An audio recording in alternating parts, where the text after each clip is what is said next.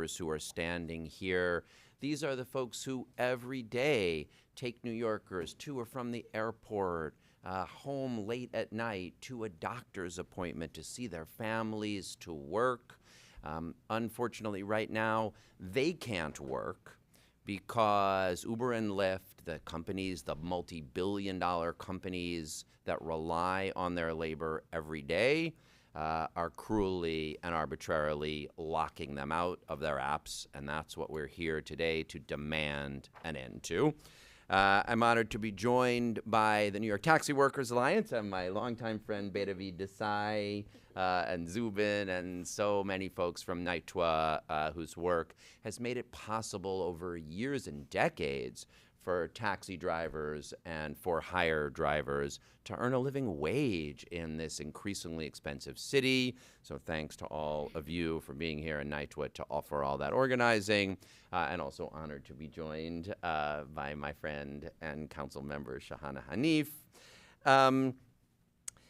Back in 2018, I was very proud to partner with the Taxi Workers Alliance on first-of-its-kind legislation anywhere in the country to establish minimum pay standards that guarantee a living wage for hire drivers. Prior to that time, the explosion of Uber and Lyft and for-hire driving was not only undercutting the taxi sector, but also immiserating even the Uber and Lyft drivers who were driving. We found in some cases that drivers were earning as little as $5 or $6 an hour. And that was largely because Uber and Lyft refused to pay them for the time in between rides. So you think about it pretty simply. If you pay somebody the minimum wage, but they're only driving 60% of the time, then you're paying them 60% of the minimum wage. And that is what was happening before our 2018 law. That law was designed to ensure that drivers would be compensated fairly while also making sure that customers would still have affordable, reliable access to the service. And the great thing is the law worked. It led to significant increases in driver pay without discouraging customers by significantly increasing prices or wait times. Unfortunately now, just a few years later, Uber and Lyft have found a way to reverse that progress, to exploit a loophole in the law, and to go back to their old habit of exploiting drivers to pad their billion-dollar profits. So Uber and Lyft drivers and the Taxi Workers Alliance have been sounding the alarm bell. Many of them worked together on an investigation by Bloomberg, which found that these lockouts are widespread, are happening arbitrarily, can be short-term or long-term. They can hit you after you complete your first ride of the day and mean you can't keep working. They can hit you for several hours of the time, and you'll hear the stories of drivers for whom those lockouts are having devastating impacts already.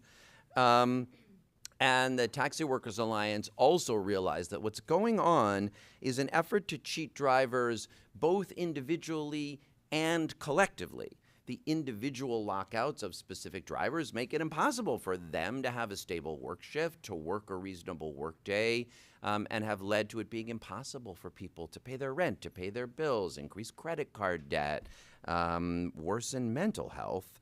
And at the broader, more systemic level, the lockouts are part of a strategy by Uber and Lyft to cheat that 2018 law by artificially increasing what's called their utilization rate. That was the law's creative approach to saying drivers must get paid for the time they're spent waiting. And of course they must. Every worker knows this. You guys are journalists in the room. You have a story, you're working on a story. It might take a few minutes before your next story is assigned, before you file the next one. But no boss would be allowed to say, you know what we're going to do is not pay you for the time in between those two stories. That is, the broad loophole that Uber and Lyft tried to exploit by creating this model in the first place, and that's what the utilization rate model is designed to address, is to say we're going to measure the time drivers spend waiting for their next ride and require what they're paid while they're on trip to cover the time that on average they spend waiting. So if Uber and Lyft, through these cruel, arbitrary lockouts, make it look like there are fewer drivers waiting for rides, then utilization rate looks like it's going up. And as a result, when the New York Taxi and Limousine Commission calculates the pay rate for next year, the pay rate will go down. And Uber and Lyft would cheat drivers out of billions of dollars that they can use to pad their profits. And that is why these cruel lockouts cheat drivers both individually and systemically. They are an exploitation of drivers. And let's be clear, they are an effort to cheat New York City's law, and we're not going to stand for it. It's important to recognize that this is just one more step in a long-term effort to exploit drivers and pad profits. Again, the whole model is based on calling people gig workers, treating them like temporary workers, but controlling every aspect of when they can and can't drive. The lockouts even prove further that this is essentially an exploitation of the independent contractor model. If they're independent contractors, then why is it that you can set when they can and can't turn on the apps? And we've seen this over and over again. Last month, our office released our employer violations dashboard, and 11 companies are on the wall of shame because they were worst in class for one of the violations we measured. And lo and behold, Uber and Lyft both made the list for illegally deducting earnings from drivers by shifting costs of sales tax and the Black Car Fund onto drivers. And they settled collectively for $328 million with the New York Attorney General. And that's just one of many lawsuits, settlements, and examples of this kind of exploitation. They've also failed to provide drivers with the paid safe and sick leave that they're required to pay by law. That's not right, is it? No, boo. And that's why we are here today. We are not going to stand for Uber and Lyft using the lockout loophole to exploit drivers to pad their profits. I am committed to working together with Taxi Workers Alliance, with council members, with drivers, and with other advocates to change the Taxi and Limousine Commission rules and to pass city council legislation that will close this loophole. Now, just one more thing before I start introducing others.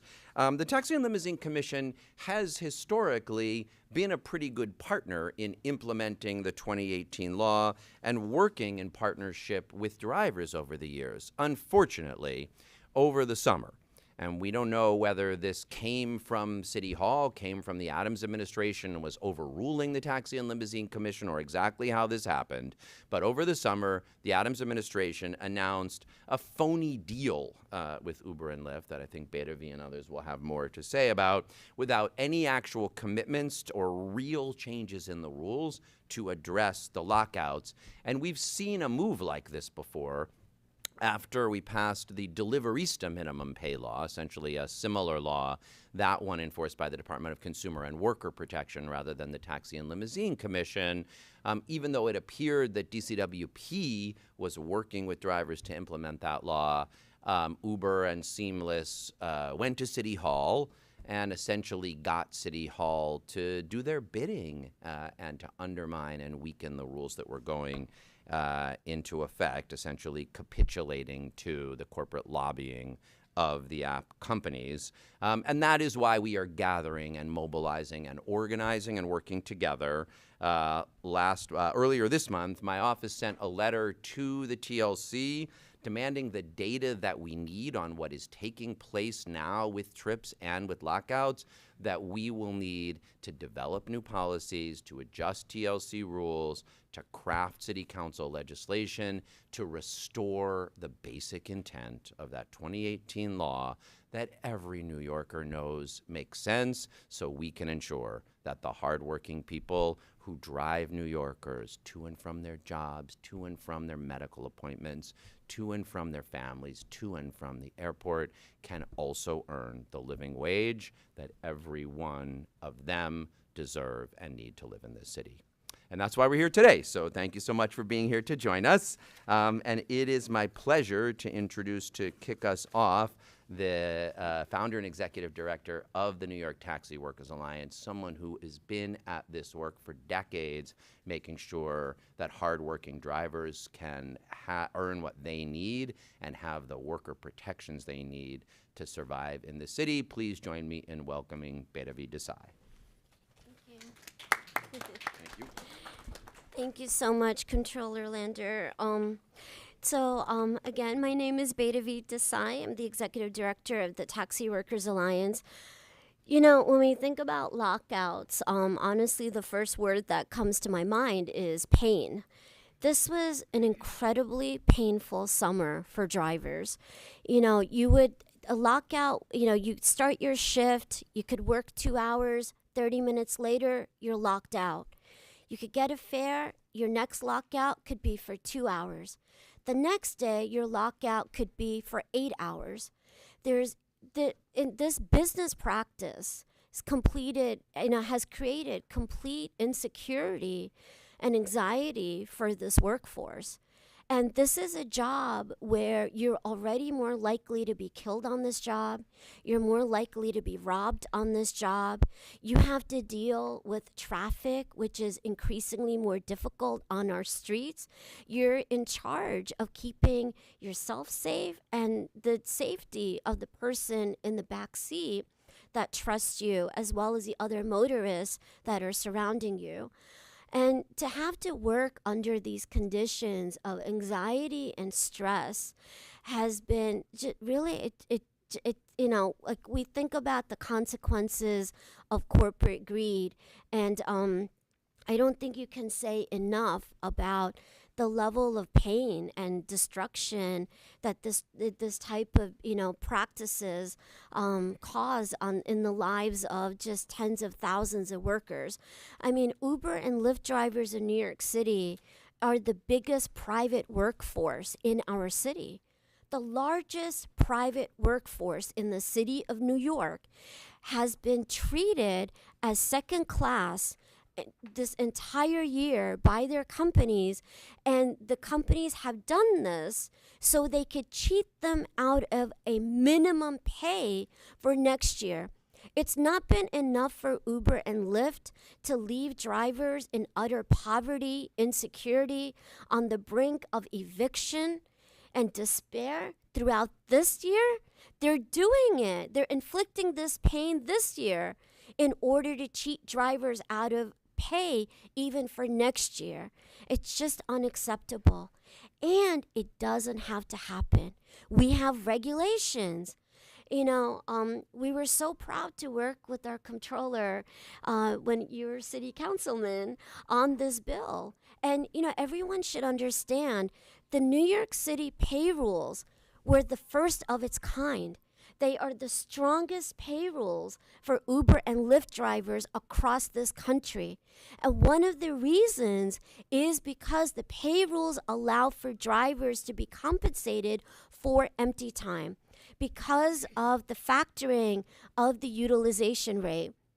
When the utilization rate that's applied in the rule is 58%, drivers the companies can pay drivers less on each trip because the assumption is with the higher utilization rate, it means you're working with more trips, you've been kept busier, so they can pay you less per trip.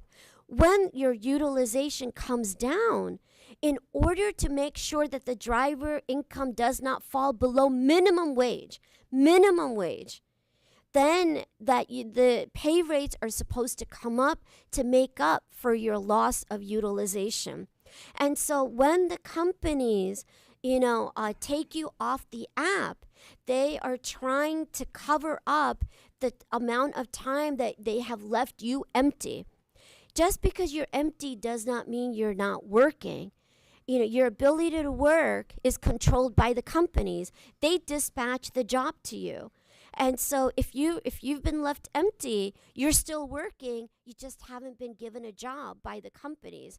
And if the reason you haven't been given a job is because the companies have overhired as part of their obsession, particularly for Uber, to monopolize.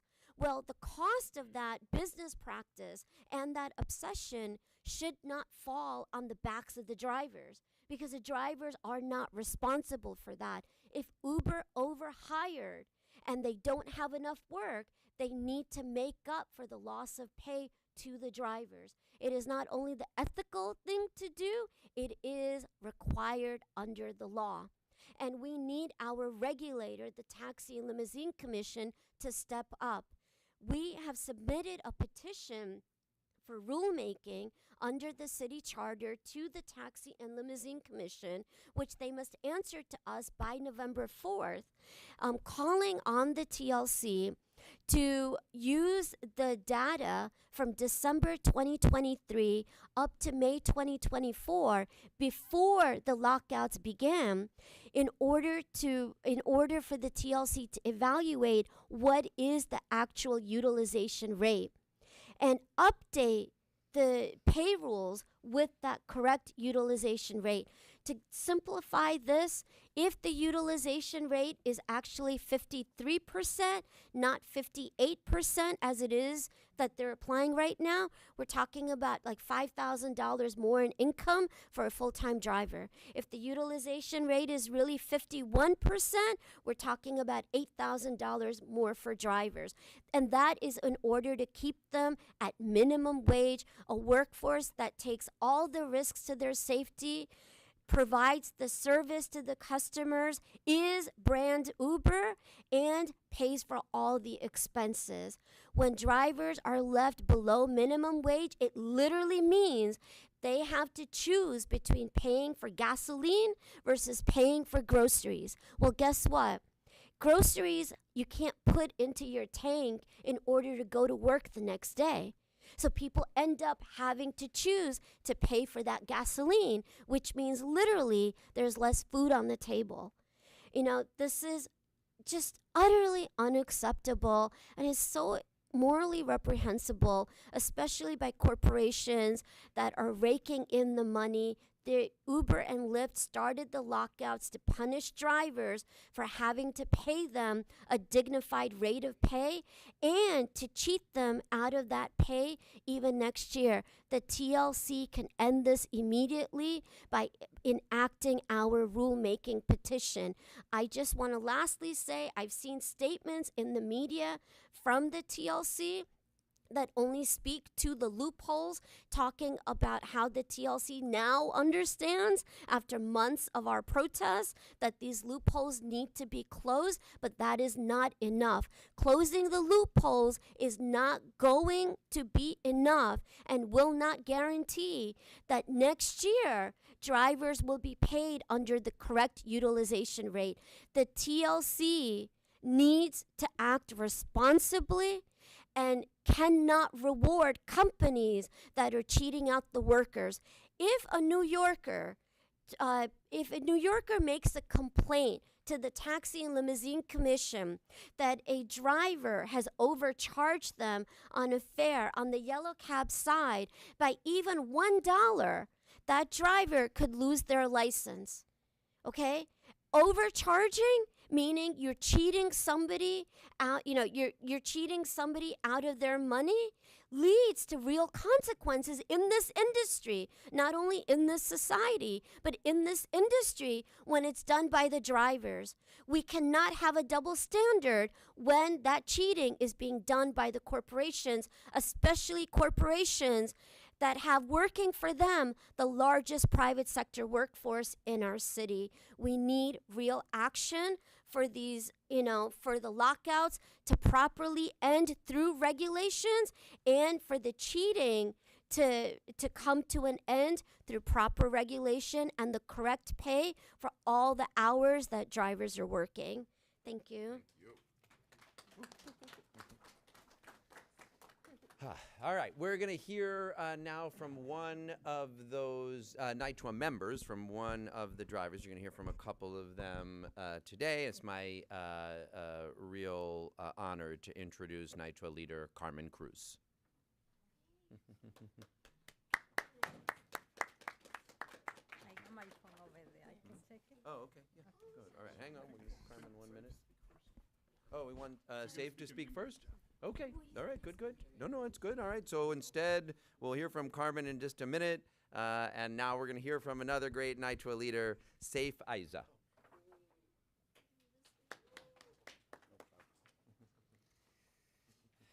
Good morning. Morning. Thank you all, and thank you, Commissioner Brad Lander, for giving me this opportunity to stand up over here and explain how Uber and Lyft is really making our life so miserable. My name is Saif Aiza. First, I was unfairly deactivated from Uber. Now I only have Lyft. Since I only drive for Lyft, my earnings went down by half. Working only with 50% of my earnings, I'm already struggling just to pay my rent, my car payments, my insurance, and other bills that I have to pay. Now lockouts make it even worse since my earnings dropped by half. Before the lockouts, I would barely pay my bills and other expenses. Now with the lockouts, I max out my credit cards just to pay for my bills. I also borrow money to keep paying for my rent, car payments, insurance, and maintenance, and other bills. I am drowning in debts due to these lockouts. With these lockouts, my financial life is miserable and a tragedy. Some days, I would spend most of the day driving around, wasting fuel and time. That puts a lot of stress on my mental health, to the point where I feel like sometimes I'm gonna have a mental breakdown. And some nights I cannot even sleep, just worrying about how am I gonna pay my bills. What is even worse is how do I face my kids. With these lockouts, I have become financially unable to put food on the table. Lockouts make my life miserable and must stop. We pay for the car, we pay for the maintenance, we pay for insurance, and we pay for all our bills from our own expense and our own hard working days. With all these expenses and the losses and the financial crashes I've been through this year, Uber and Lyft wants to cheat us from our raise next year. They are trying to cheat us next year from our raise by manipulating the utilization rates with these lockouts. These lockouts must stop, and my life is a miserable and a tragedy because of these lockouts. Thank you. Thank you, Safe. Thank you,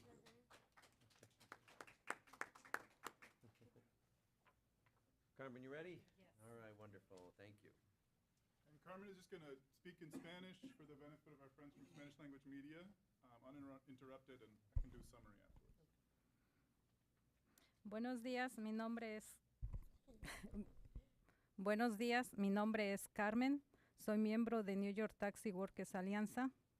Tengo 11 años conduciendo para Uber y Lyft. La razón por la que estoy aquí es porque no me parece justo la decisión que tomaron estas dos empresas, Uber y Lyft, contra los conductores.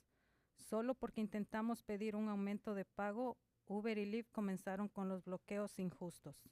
Estamos en un país donde hay derechos para cada uno de nosotros y hay leyes y reglas que Uber y Lyft tienen que respetar y no lo están haciendo. La ciudad apoya las reglas de estas dos empresas. Es por eso que Uber y Lyft tienen el control de todo sobre los conductores. Mientras que los conductores hacemos el trabajo, arriesgamos nuestras vidas en un accidente o un asalto, somos mal pagados y sin ningún beneficio. Estamos sufriendo una crisis económica jamás vista a causa de los bloqueos y mal pago. Necesitamos una solución inmediata para recuperar nuestras pérdidas. Y entonces, ahora, por el lado de Uber, ya no hay bloqueos, pero Lyft sigue con el bloqueo. Y eso no ayuda mucho porque ahora no hay trabajo. Y entonces los conductores tenemos que trabajar más de 12 horas hasta 15 horas diarias por menos dinero. Por eso existe la regla de pago y tasa de utilización para pagarnos un poquito más cuando hay menos trabajo. No podemos permitir que Uber engañe la regla. No podemos permitir que Uber engañe la regla. Lo que no explico es cómo no hay trabajo y Uber está sacando más carros como Tesla y Shuttlebus con placas de TLC. Eso significa que sí hay trabajo y que Uber manipula la tasa de actualización y que estos vehículos sí tienen trabajo. Los conductores que tenemos años trabajando para estas empresas, Uber y Lyft, no hay trabajo.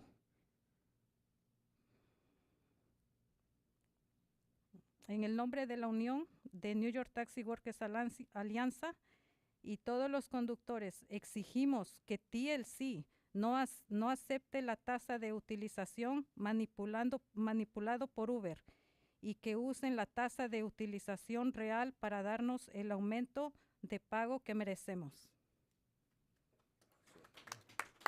This is Carmen Cruz. She's a member of the New York Taxi Workers Alliance and has been a driver with Uber and Lyft for over 11 years. And she spoke about how Uber and Lyft cannot be allowed to cheat the pay rules, how because of these lockouts, Uber and Lyft drivers are facing an economic crisis like they have never seen before, having to work longer hours and for less pay. She spoke about how the phony deal that was made between the mayor and Uber has temporarily halted the lockouts for Uber, while the Lyft lockouts have increased more and more, and how this temporary stop in the lockouts of Uber is really of no use, because despite that, there's not enough work to go around as a result of the TLC having flooded the streets with thousands of more cars the year before, which is why the pay rule of utilization rate exists in the first place, to pay drivers a little bit better when there's less work. We cannot allow the TLC and Uber to cheat the pay rules. They must use the actual utilization rate and not the utilization rate that has been manipulated by these lockouts. Thank you. Thank you. Gracias. Muchísimas gracias por su testimonio, Carmen. Lo siento por esta situación. Sí. Lucharemos Claro. contra Y esto ganaremos juntos. Thank you, Safe and Carmen. We're gonna fight this together. One of the reasons that I got involved in this fight is that when I was a city council member, I represented a community in Kensington that has a lot of for-hire drivers in it. So this is not just a conceptual fight. This was constituents of mine. Often when I would get a for-hire ride, if I would ask the driver where they were from, they would be from Kensington, and they would be my constituent. And so this issue was very personal. So how great is it that a daughter of that community is the next council member representing that district, fighting for her neighbors and her family members, and bringing this fight for a living wage into City Hall in a very personal way. And so it is no surprise that she was the first council member to say, let's do this. And it is my delight to introduce Councilmember Shahana Hanif. Thank you so much. Good morning. I'm Councilmember Shahana Hanif. I proudly represent the Kensington community, which is officially called Little Bangladesh, home to hundreds of immigrant workers who are in the delivery sector, who are in the rideshare sector. And this is appalling. What is happening is clear manipulation, exploitation, and punishment by these companies. Just a few years ago, I was a part of the hunger strike right before I got elected with NITWA, and we were raising awareness about the injustices of the medallion crisis. And it took years for us to come to a position of recourse, and we won that battle. It shouldn't be, the onus should not keep falling on workers to demand dignity in the workplace. And every attempt that we've made as legislators to support these workers, Uber and Lyft have found loopholes and other ways to circumvent what is law. This is absolutely unacceptable. Looking more specifically into my community, post-COVID, we have served as a food pantry because many of the groups that were initially emerged were unable to keep up. And so my office decided that we were going to continue delivering fresh produce and spices and the necessary cultural foods to the community. And what we have seen is an uptick in the food line. And this means that people are unable to provide food for their family, and they have to rely on external services if they exist. Because I also believe that if our office didn't step up, how would we be serving these constituents? This also speaks to the pain that is not just simply falling on workers, but also their families. These are people who are in all parts of New York City. The kids go to our public schools, and they are serving the city. These workers are the backbones of these companies. Without these workers, these companies cease to exist. And so I'm proud to join NYTWA, the advocates, the drivers, and of course really proud to stand along with Biravid Desai in the demand to stop these arbitrary lockouts and deactivations.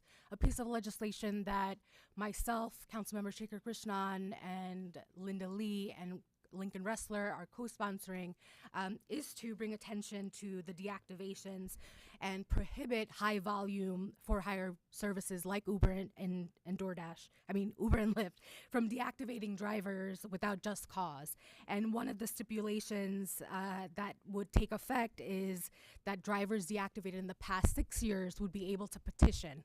And if they are not at fault, they would be reactivated.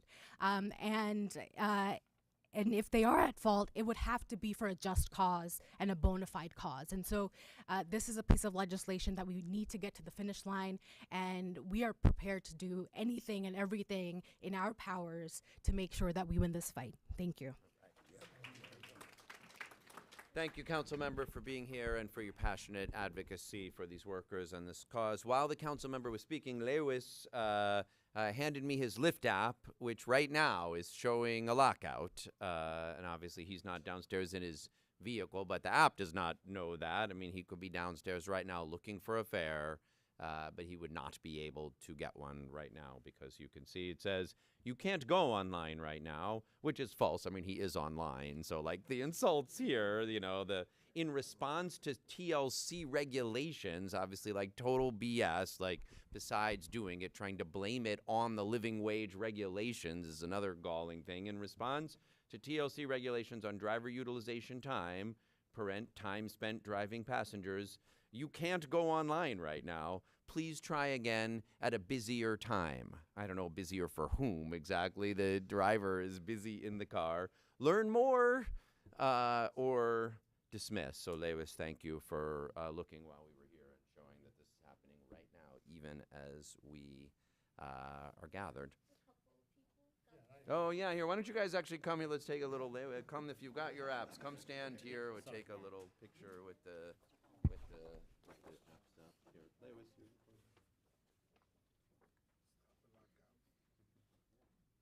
Actually, why don't you go in front of the picture would be better if you go in front of the podium here. Come in front of the lockout. Here, you can come in front of the podium.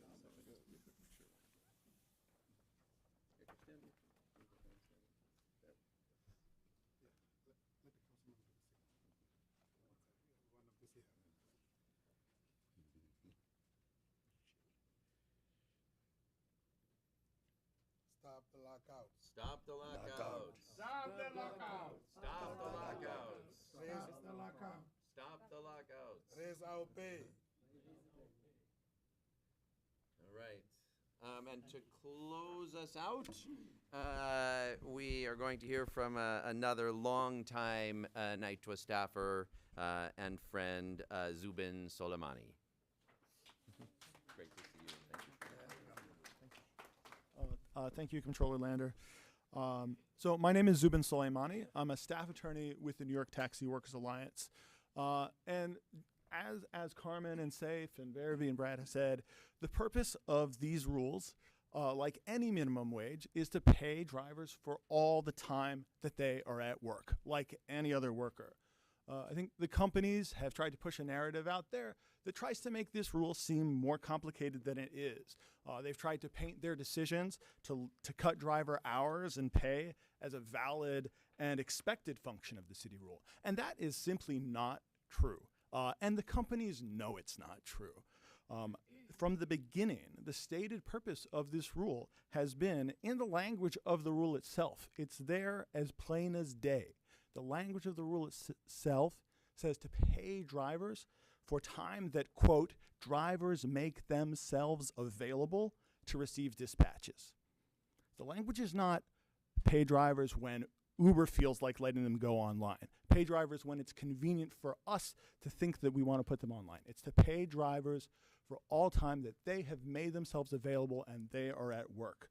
So when a driver does a drop-off and they're locked out for an hour or two afterwards, and the app is telling them go to a busier area and trying to get trips there, they are certainly still making themselves available to receive a dispatch, and they need to be compensated for that time, even if the company chooses not to report that time to the TLC.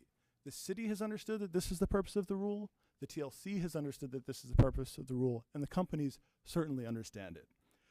By locking drivers out and not reporting that time that drivers are working, the TLC is providing inaccurate data. I'm sorry, the companies are providing inaccurate data to the TLC. They're corrupting the data set that TLC has to rely on next year to make an accurate calculation of what a proper utilization rate and what proper driver pay rates should be. This is basically the digital equivalent of your boss going over, taking your time card and punching it out while you're still at work. We would call that payroll fraud. TLC cannot rely on this data to set its new rates and has to look at the periods in which the companies were not corrupting their data. By messing with this data, as everybody explained, the companies are using this to subvert what's already just a minimum wage. This is not an extravagant pay standard. The company's goal here is to make these hard-working drivers sub-minimum wage workers. So I think, so since the companies have decided to treat this as a loophole, the city has to respond. So workers' rights are only as strong as the people who enforce them, and so far the TLC has not been adequately enforcing this rule. The Taxi Workers Alliance has submitted a petition to the TLC for rulemaking that would close these loopholes. The petition would clarify what the rules have always said and ensure with specificity that even Uber and Lyft can't wriggle out of, that they provide the data that the rules have always required. The petition would also take away any incentive for the companies to try to mess with the rules anymore. First of all, just the path would be closed through the data requirements, and there would be penalties for any further attempts to try to game the system. So we call on TLC to immediately engage with our petition and begin promulgating rules that bring this crisis to an end. Thank you. I'll just make one more point, and then we'll take some questions if anyone has them. Zuman got at this issue about, the options that the companies have, and I just want to remind them that there's two other options that they have to comply with the law, run their business, and fairly compensate their drivers. One was structured into the 2018 law itself, which is that you can continue to, have people be independent contractors, but still pay by the hour rather than per trip per mile with utilization time. You can say to people during the hours you will be working, here is the hourly rate that is compliant with the law. And that is a perfectly acceptable way of ensuring people are paid the minimum wage after expenses in the business model that they have. And it's also worth remembering nothing at all is stopping them from running a business like an employer employs workers and hiring their employees as W-2s and paying their benefits and hiring them. And then, of course, they would determine how many people they hired and how many people they didn't hire, and operating a business that respects and pays its employees and complies with the law. So Uber and Lyft can stop the lockouts, continue the model that they've got, and comply with the 2018 law to pay its workers fairly and stop cheating them, as you saw was happening even as we were standing here, and they simply have no excuse for doing otherwise. Thank you very much, all, especially to all the drivers who are taking time out of their day to be here for doing the organizing over all these years, and we'll be glad to take some questions. Oh yeah, Alexi is gonna guide us here.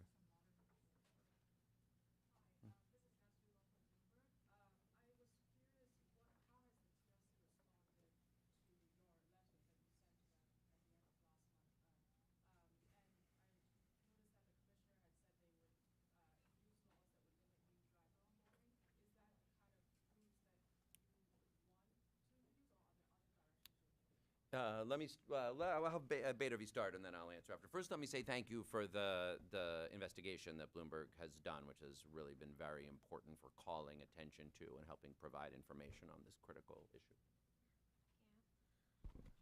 Well, I'll take the second part of your question. The simple answer is no, that is nowhere enough. First of all, there's already oversaturation. I mean, as Carmen was saying, even after Uber stopped its lockouts, for example, after September, temporarily, drivers are still not making enough money because there's just not enough work. That's why the utilization rate is so important, because it helps make up for that. It keeps your pay at a higher level, even if you don't have enough trips. So even if TLC says we're going to pass rules that they can't onboard new drivers, first of all, how is new going to be defined? Already, on any given day, you have about 60,000 Uber and Lyft cars on the street, 60,000 drivers that are working. But they're active, there's about 85,000 Uber and Lyft vehicles. And so already on any given day, there's potentially 25,000 more, drivers and cars that could be out onto the streets. So even if you stop new drivers that have never been licensed or never worked for the companies before, there's already oversaturation. Secondly, again, how does new get defined? There's a real worry for drivers right now because Uber's had something called their wait list. Drivers, through the lockouts, people have been worried about taking bathroom breaks, about going to, take a meal break. Now they're worried that if they go back home to visit their families, when they come back, the jobs won't be there for them, and they'll put you on a wait list. And so there's already oversaturation. The issue here is the TLC needs to apply the correct utilization rate so that the drivers that are working are going to be paid properly. TLC cannot get out of that. Can they do more to stop oversaturation? Yes. First of all, they started it by lifting the vehicle cap in the way that they did, and so the oversaturation does need to be addressed, but it is not going to make up for the loss of pay that drivers continue to suffer. The only way to address that is for the TLC to enact our petition for rulemaking. I'll add a couple things here. First, it's worth remembering that the 2018 law was developed in tandem with the caps on new for-hire vehicle licenses, because we recognize those things needed to go together, that getting the balance right between riders and drivers so that supply and demand matched, and then giving Uber and Lyft the incentive to properly adjust utilization rates. So one thing we saw after it went into effect was that you could see they were doing better trip matching. And you started to see on the app, your driver is finishing a ride nearby. And that was what we wanted to incentivize. That reduces kind of people driving around waiting for fares. And it was a good technology way of increasing utilization rate by genuinely increasing the amount of time that drivers had a fare. I think what we thought would happen, was that Uber and Lyft themselves would understand that they had an interest in managing onboarding in order to keep utilization rate appropriately up. And unfortunately, TLC did not take responsibility for managing onboarding, and rather than Uber and Lyft actively managing it, they found this loophole, in which case they're fine to have too many drivers use the lockouts as a way of limiting their liability. TLC has acknowledged receipt of our letter, and we anticipate getting the data by the deadline that we've requested.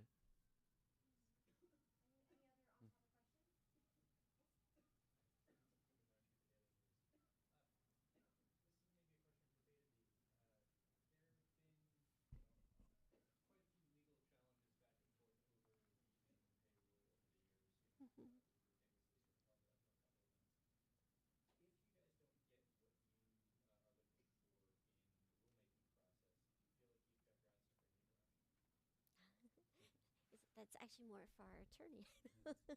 um, well, we can talk. Yes. I mean, one thing actually I'll say is it wasn't Uber that sued. Lyft sued, and Uber cooperated. Right? They fought the legislation, but they lost. And then the rules were passed. They seemed to cooperate. Lyft sued. Lyft lost. Then the rules went into effect.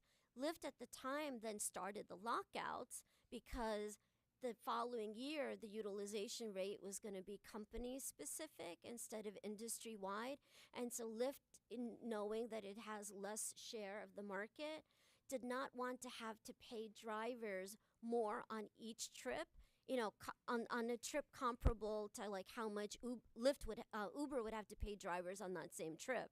But then we actually sued at that time against Lyft's lockouts. But then COVID hit, and it's like the conditions changed. They were desperate for drivers, and then became the other way around. We feel confident here that the TLC can be forced to do the right thing. We would explore everything. There's nothing off the table, but I do want to be realistic about one thing, which is in terms of individual drivers, they're bound by arbitration in these contracts. That's something that we're challenging in federal court right now. But it would take time. If this were to go to court against the companies, that would take time. But the party here that's more vulnerable to legal action from our side is the City of New York and the Taxi and Limousine Commission, and we're not bound by any arbitration from suing them, and so TLC should take note of that. What you're asking TLC for the rulemaking proposition is to get rid of the data from when the lockouts began and not use that going forward for the minimum table, correct? That's right, because it's manipulated data. And I think it would be fraudulent on the part of the TLC to be using it to try to deceive drivers out of, the raise that the legislation and their own rules say that drivers should be entitled to. Thank you. And I don't know about all of you, that their own ads, I don't know if you're getting served Uber ads on your phone that are like, Uber drivers in New York City earn $32 an hour. So meanwhile, while they're blaming the TLC regulations for the lockouts, they're using them to advertise for the purpose of attracting drivers and customers in advertising. Gross. Any more on the topic? Okay, we're going to move off topic, but all you drivers feel free to. Thank you, guys. Driver power! Union power! Driver power! Union power! Stop the lockouts! Stop the lockouts! Stop the lockouts! Raise our pay! Thank you. Thank you, guys. Good, yeah, and it's okay if we don't have any. Good. Thanks, everyone.